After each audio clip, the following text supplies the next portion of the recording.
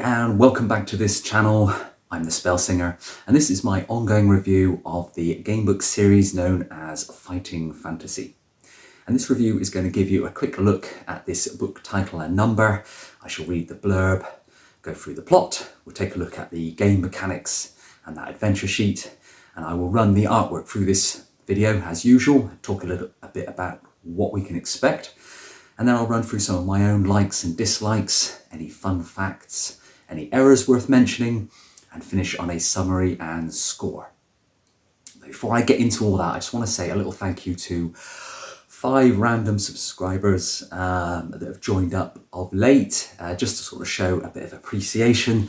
So just a big thanks to Andrew Preston, Brady Puss 06, The Retro Engine, I recognise you, Edgar Benito and Mr. Ninam. Thank you, welcome. It's great to see more people coming in and more questions being put up into the comments as well. That's always a good thing. I do like to see the chat and see what's on people's minds when they're watching these reviews. But anyway, let's review book 25, which is Beneath NightmareCastle. This one came out in 1987. And the author was Peter Darville Evans, and he would go on to write 3 books in total for this series, and they all got progressively better. So starting off with this one, Beneath NightmareCastle, cover artist here is Terry Oakes, who gave us this amazing front cover. But the internal artwork was by a fellow by the name of Dave Carson. And all in all, it is a cracking book. So to give you an idea about the blurb, I shall read my copy to you. So, in this book you find yourself in Neuburg, once a pleasant town in Khul, but now home to the vile monsters begotten of warped sorcery. An age-old horror has been awoken deep beneath the keep, and it is up to you to face and free the town and your friend Baron Tholdur from an evil enchantment. But beware, deep underground lie hideous traps and terrors waiting to ensnare you. Will you succeed? Only if you are a resourceful hero you claim to be. Okay, so yeah, that's the blurb for this one. Now the plot in this book, this adventure begins with you captured in a net trap. So immediately puts you sort of in a defensive position of peril.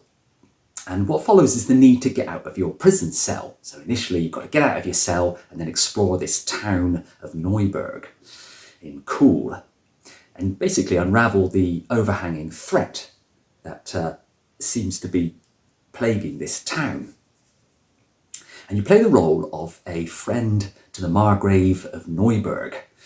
So straight away you've got this kind of human interest element here. It's not immediately clear what it is that you're trying to help him out with. So a bit like with the previous books where everything's explained and laid out and spelt out for you. In this one you've kind of got to do a bit of investigative work.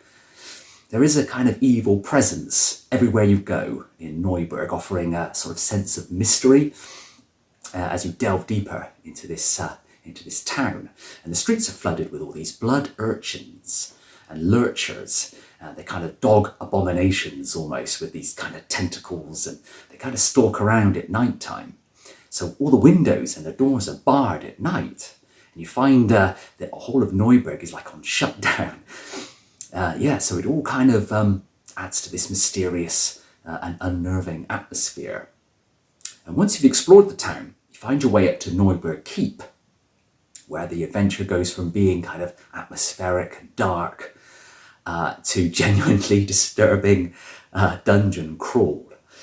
So yeah, if one thing Peter Darville Evans is good at, it's creating a dark atmosphere in his books. And you will notice this in his future ones too, when we get to them.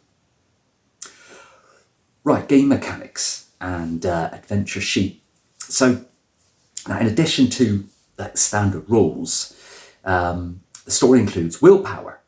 So there's a willpower score of a 1d6 plus 6, and it's a bit like luck, not far from testing your luck.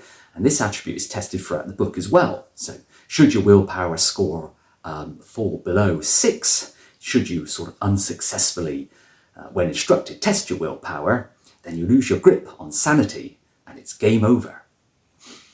Which is quite a nice attribute, actually. The player also begins the adventure with no provisions. So that's quite unusual. You know, your standard 10 provisions are gone. And instead you carry this kind of bejeweled gold ring inscribed with sort of comradely message from the Margrave Tholdur, your pal. And the willpower concept, it really kind of adds depth to this adventure and effectively controls your grip on sanity. And given the twisted imagery and all the hideous creatures that are roaming around and that you face within the keep as well, a measure of how much it's all getting to you mentally kind of draws you in very effectively. So you're always sort of paranoid as you're wandering around what is going to be next. It's going to test your willpower, and will it push you over the edge? So similar to the fear attribute in House of Hell, remember when we did House of Hell by Steve Jackson? Well, he had the fear element as well. But I find it's more accurate to sort of lose by going mad rather than just by dropping dead from fright. So it's almost like Peter Darville Evans took that concept and just refined it slightly. There's also a few instances of really tough tests against combined attributes, which is quite a cool mechanic. So for example, there are 2 situations that involve rolling 8d6 against your combined skill and stamina. There's another one a bit later on where you roll 5d6 so against your luck and your skill. And then another one where you roll 8d6 against your combined willpower and stamina. So it's kind of an unusual idea for fighting fantasy, but it does come across a little bit weighted against you, especially if you didn't roll good stats to begin with. For the final boss, Akaz, I think his name is, you will notice incredibly high stats when you meet him. So he's got a skill of 14 and a stamina of 32. So he's hardcore. However, you do get some help. So throughout this mission, there is a trident of Scarlaws, which allows you to inflict 5 damage on someone in a fight rather than 2. But also, drinking the Berserk Rage potion raises your skill by 4 points. And if you have the Talisman of Loth, it reduces your enemy's skill by 1. So all these factors can play in to help you defeat that final boss. And this leads on nicely to the adventure sheet. There's not an awful lot of difference. You've still got your skill, your stamina, and your luck boxes. You've got your equipment carried, and any gold pieces as well. But you've got that willpower box, like I mentioned. So they've got a place for your willpower where you put your initial sort of willpower, and then as you test it, it can go up and down throughout this mission, as you would find with the luck as well. And then at the bottom, you've got your provisions, which you can buy with your gold at the beginning of this adventure. But otherwise, it's a fairly straightforward adventure sheet, not too much change.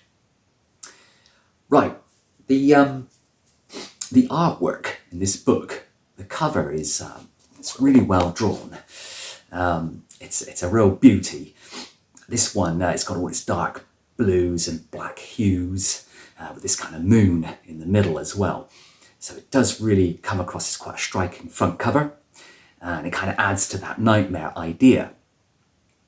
And the art within is also the stuff of nightmares too. The internal art by Dave Carson is mostly really good, with a strong kind of visual look to the hideous creatures that you'll meet. Mostly creatures. There aren't many landscape sort of images in this book, and mostly like these really deformed, nasty looking creatures. But occasionally his artwork does come across quite bleak, quite sort of minimalistic almost, with a limited detail to sort of bring things to life. But then it's like 50-50 almost. Half of it's really detailed and the other half is not so much. Maybe perhaps at times it could be a bit more artistically brought to life, but all in all, it's really effective. And as always, I've got this fave picture here. This is something you meet in the keep, And it looks like something out of John Carpenter's The Thing, with all these weird abominations all bursting out of the sort of humanoid-ish shape. So you've got all that going on. And I'll read you the reference that goes with it, so you can kind of sort of see what's being put over. So it says here, congratulations, you have found Akaz, the immortal, the invincible, lord of the miserable anthill, and soon to be lord of Khul. Do you like my little workroom? Come in, come in. Look, a healthy specimen. I can always use an extra pair of hands. Voice trails off into the demented giggling. You are sure it comes from this near enormous heap of limbs, some of which are twitching. You step towards the towering pile. I have slept for so many centuries, but have forgotten nothing. The descendants of those who imprisoned me here will all die quickly if they grovel for mercy. All will make a useful contribution, however. They are the raw material for my army of conquest. You have probably met some of my creations. Ingenious, are they not? Practice makes perfect. And ever since Senyakaz woke me, I have followed a program of intensive self-improvement. You have found Akaz at last, his wild eyes, head nodding at you over the huge pile of limbs. Or can it be? You groan and cover your eyes as you realise this heap of twitching limbs is Akaz. So, yeah, I think that picture kind of perfectly describes what on earth Peter Darvell Evans was trying to talk about. Yeah, so that was the artwork. Really great, really good, strong throughout. Now, I've got some likes and dislikes for this book. This book features a blend of fantasy and horror genre. It also features some particularly disturbing death references and illustrations. So I'll give you a few examples of those. So first off, there's this point where you can dip your fingers into this pool of acid, and you can watch your fingers burn off. And then you're so shocked that an arm reaches out of this pool and drags you into the acid. There's another place where you're attacked by a woman with tentacles bursting out of her mouth. A bit more on that later. And then you catch this kind of magically enhanced disease from her. Nice. And then later on, you're being forced to sort of put a hat full of slime with eyeballs on your head.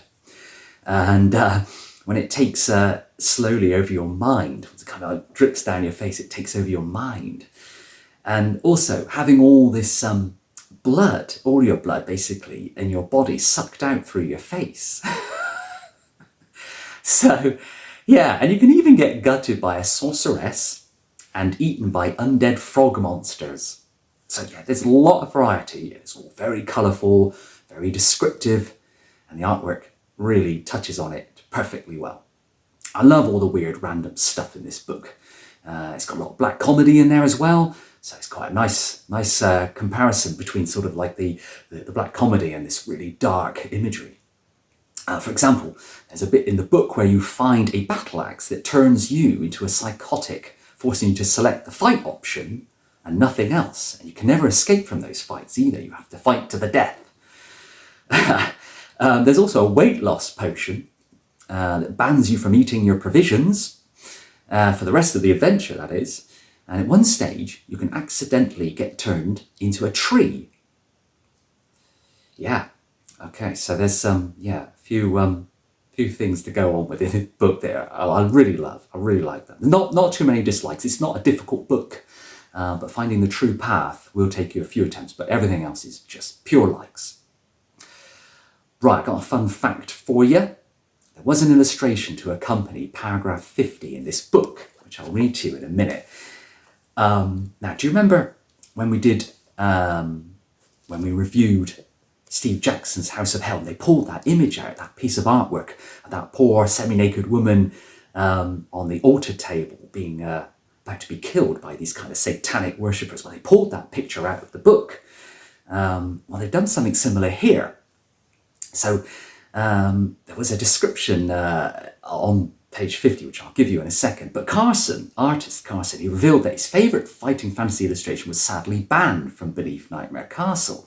So it's this picture here. And so they banned it. It was supposed that it may have been because of the imagery would have been sort of quite scary to younger readers, to a level deemed unacceptable But this picture is horrendous. It says here, this is what it says, this is the description.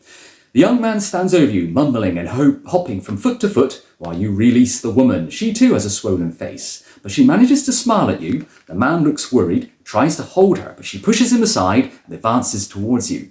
The young man cowers in a corner and you back away nervously as the woman's smile becomes a grin and then a yawn, and then her mouth opens wider still, and not one, but 100 writhing tongues spill from between her impossibly wide jaws. And that's where you test your willpower, because it freaks you out so much. Yeah, classic. There's a fun fact for you. However, there are a couple of errors, and they're not too bad, mostly kind of like grammatical things. But when you meet the sorceress on reference 391, you have the trident, or you must have the trident, to continue, otherwise you fall under her spell. And after that, there are 3 places where you're asked again whether you have the trident. And even on reference 400 right at the end, it reads whether you found the trident or not. So I'm guessing the sorceress's spell meant to ask whether you had the trident head as opposed to the whole trident. So it's a bit like Gillibrand's axe from Forest of Doom. It's in 2 parts, so maybe they meant that, but I'm not completely sure. This book was also a bit unclear about using your provisions that you don't get. The rules don't really state whether you eat at any time or basically when instructed, a bit like in the old Warlock of Firetop Mountain. But there are specific situations where it instructs you that you may eat, which of course they wouldn't say if you could eat any old time, right? Yeah, anyway, nothing too drastic, but a couple of interesting errors there. Right, let's summarise and give this book a score out of 10. Now, Beneath NightmareCastle is a great adventure. It's an excellent horror fantasy game book. And Peter Darvill Evans provides one correct route, one true path that allows you to achieve victory in this book. You can explore the keep all day long, but if you fail to find that correct route, you won't succeed. A bit like all these books really, but this one is quite noticeable. Finding that one route is quite entertaining though, because this campaign has this really strong atmosphere, making the whole affair a creepy and intriguing adventure. This campaign is also quite a lot of twisted situations to plunge into, from fighting crazy kids, like these little kid urchins, to not saving damsels in distress. So you're like the anti-hero. The challenge lies in discovering the necessary special items that you need to succeed. So the combat encounters aren't too difficult unless you scored pretty bad on your initial stats. The only genuine challenge is this big Cthulhu, which is very easy to fall into in this adventure. Very tough individual. At least a few attempts are going to be needed before you get to the good ending, unless you manage to get very lucky with your dice roll and your decisions.